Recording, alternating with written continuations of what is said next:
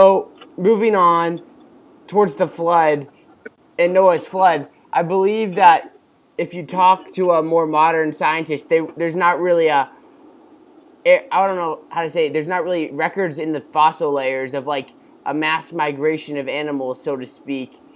Is there evidence for this, or is there major gaps? Kind of. So I'm sorry if that's a little bit confusing. Kind of what I'm saying is, if there were, if the flood happened, there'd be all the animals are on the ark.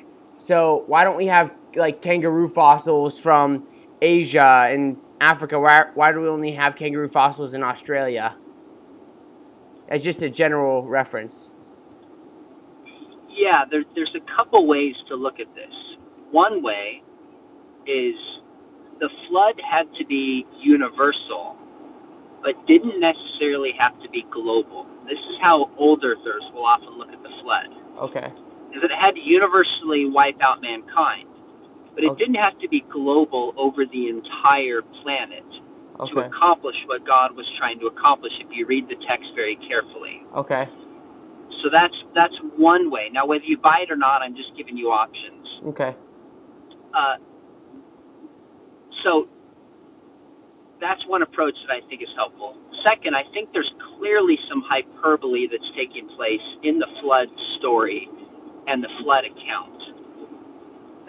If you read it when it talks about water going to the mountaintops and beyond, I think there's clearly some kind of hyperbole and exaggeration taking place to make the point about how significant the disaster was. Okay.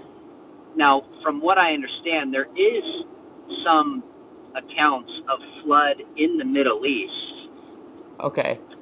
Yeah. which would account for a more localized flood rather than a global one.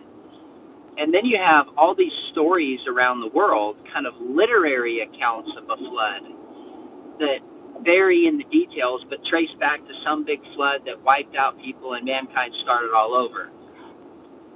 Okay. Now, there's a chapter in Genesis when we look at ancient Near East, in evidence, where we walk through some of the different options. Okay. But that's how an old earther would respond. I'm not sure how a young earther would respond. I think that's a pretty significant problem for a young earth view.